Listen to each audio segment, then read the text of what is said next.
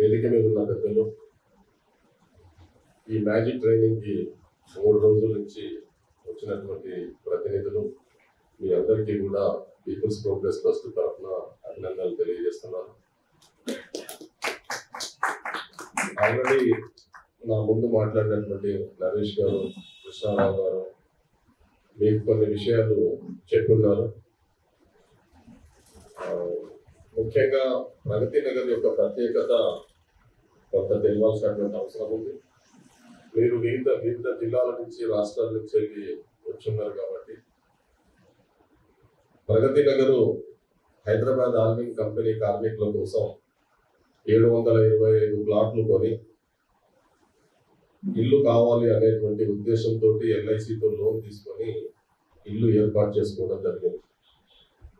ఈ ఇల్లు కట్టేటప్పుడు ఎటువంటి కాంట్రాక్టర్ లేకుండా, కాంట్రాక్టర్కి ఇస్తే 30% కన్స్ట్రక్షన్ కాస్ట్ పెరుగుతుందనే ఉద్దేశంతో, ఎటువంటి అనుభవం మాకు లేకపోయినా కూడా సూపర్వైజర్స్ని, ఇంజనీర్స్ని ఎంగేజ్ చేసుకొని ఈ యొక్క 725 ఇల్లు కన్స్ట్రక్షన్ చేయడం జరిగింది. ఫౌండేషన్ స్టోన్ వేసే రోజే ఈ యొక్క కాలనీ ఇనాగ్రేషన్ డేట్ ని అనౌన్స్ చేశాం. ఎటువంటి అనుభవం లేకుండా ఏ ధైర్యంతో చేశామో అని అడిగితే నేను ఇవాళకి కూడా సమాధానం చెప్పలేదు. కేవలం 1.5 years 31st December 1993కి పూర్తిగా డ్యూస్ లేకుండా కట్టినటువంటి వాళ్ళందరికీ కూడా ఇల్లు ఇస్తామని చెప్పాము. అదే పద్ధతుల్లో 31st December 1993కి ఇల్లు ఇవ్వడం జరిగింది. కేవలం ఆ ఇల్లు ఇవ్వడమే కాకుండా ఆ రోజుకి అకౌంట్స్ అన్ని కూడా, కన్స్ట్రక్షన్ అకౌంట్స్ అన్ని కూడా అప్పచెప్పి అందరూ కూడా జనరల్ బాడీ మేము పిలిస్తే ఇంకొక 20,000 25,000 కన్స్ట్రక్షన్ కాస్ట్ పెరుగుతుంది అని చెప్పేసి అనుకున్నాను. కానీ మేము అకౌంట్స్ సబ్మిట్ చేసి 5,000 నుంచి 30,000 వరకు ఆ 725 మందికి తిరిగి రీఫండ్ చేయడం అనేటువంటిది జరిగింది. ఇదంతా కారణం ఏంటంటే, సరే వ్యక్తిగా నేను ఉన్నప్పటికీ నాతో పాటు కమిటెడ్ క్యాడర్ ఒక కలెక్టివ్ డిసిషన్స్ తోటి పనిచేయడం మూలానే ఇదంతా సక్సెస్ అయింది. ఏ ఒక్క ఇండివిజువల్ క్రెడిట్ అని ఎవరూ భావించట్లేదు. ప్రగతి నగర్ ఏర్పడ్డ తర్వాత దీన్ని ఒక ఆదర్శ కాలనీగా ఏర్పాటు చేయాలనుకున్నాం. మొదట్లో గ్రామ పంచాయతీ కాదు, సపరేట్గా గ్రామ పంచాయతీ ప్రభుత్వంతో కొట్లాడి కోర్టుకు వెళ్ళి గ్రామ పంచాయతీ ఏర్పాటు చేసుకున్నాం. ఈ ఏరియాలో సిమెంట్ రోడ్స్ కాన్సెప్ట్ తీసుకొచ్చింది మేమే. ప్రతి ఇంటికి 2 చెట్లు ఉండాలని చెప్పేసి కాన్సెప్ట్ తీసుకొచ్చాము. అట్లాగే సమస్యల్ని వెంటనే పరిష్కరించాలి, జవాబుదారీతనం ఉండాలనే ఉద్దేశంతో గ్రామ పంచాయతీలో కంప్లైంట్ రిజిస్టర్లో రాస్తే కేవలం 24 గంటల్లో సమస్య పరిష్కారం అయ్యేటువంటి పద్ధతుల్లో మెకానిజాన్ని డెవలప్ చేయడం. భారతదేశంలో ఏ గ్రామ పంచాయతీలో కూడా పబ్లిక్ పార్కులు, ప్లేసులు అన్నీ కూడా కబ్జా గురైనటువంటి పరిస్థితి ఎక్కువ శాతం కనిపిస్తుంది. ప్రగతి నగర్లో 52 పార్కులని నాయకుల పేరుతోటి నిర్మించి కాంపౌండ్ వాల్స్ కట్టి ప్రొటెక్ట్ చేసి ఈ రోజు 52 పార్కులు ప్రగతి నగర్ వాసులకి అందుబాటులో ఉన్నది. భారతదేశంలో అట్లాగే ISO సర్టిఫైడ్ గ్రామ పంచాయతీ, దేశంలో మొదటి గ్రామ పంచాయతీ. పర్యావరణంలో కూడా ఇది మొదటి గ్రామ పంచాయతీ. అట్లాగే ప్రజలు కొన్ని సోషల్ ఏదైతే ఆరోగ్యానికి ఇబ్బందికరమైనయో వాటికి దూరంగా ఉండాలనే ఉద్దేశంతో ఈ రోజు వరకు 30 సంవత్సరాల నుంచి వెళ్ళి ప్రగతి నగర్ లో వైన్ షాప్ రాలేదు. అట్లాగే టొబాకో ప్రోడక్ట్స్, సిగరెట్స్ కానీ, గుట్కా కానీ, తంబాకు కానీ ఇట్లాంటిది ఏది కూడా ప్రగతి నగర్ లో అమ్మడానికి లేదు. కూల్ డ్రింక్స్, థమ్స్అప్ కావచ్చు, కోక్ కావచ్చు, మజా కావచ్చు, ఇట్లాంటివి ఏది కూడా నిషేధం, అమ్మడానికి లేదు. ప్లాస్టిక్ కవర్స్ 50 మైక్రాన్స్ కంటే తక్కువ ఉన్నటువంటి ప్లాస్టిక్ పేపర్లు ఏది కూడా వాడకూడదు.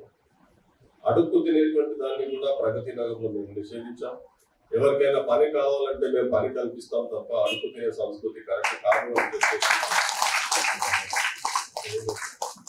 ఇట్లాంటివన్నీ కూడా మాకు వీలైనంత వరకు ఒక కలెక్టివ్ గా అందరం కలిసి ఒక టీం వర్క్ గా చేయడం జరిగింది.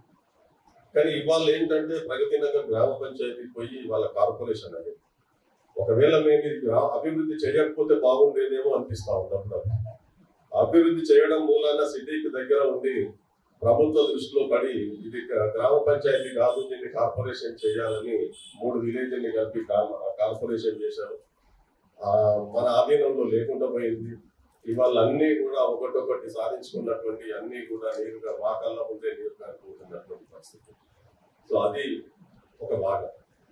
రెండవది, ఏదైనా సమాజానికి చేయాలి, మన వంతుగా మనం వచ్చినప్పుడు ఏం తీసుకోలేదు, మన పూర్వీకులు కష్టపడి త్యాగం చేసి మనకి ఏదైతే ఫెసిలిటీస్ కల్పించారో వాటిని మనం బేస్ చేసుకొని జీవిస్తున్నాం.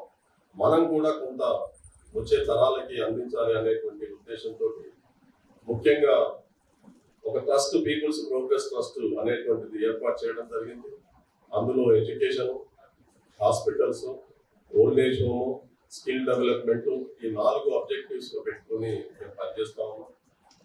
2012లో ఎవరైతే సమాజం కోసం పనిచేసినటువంటి కార్యకర్తలు ఉన్నారో వాళ్ళ పిల్లలకి మంచి విద్యను అందించాలనే ఉద్దేశంతో స్టార్ట్ చేయడం జరిగింది. ఒక 130 మందితోటి స్టార్ట్ చేశాం.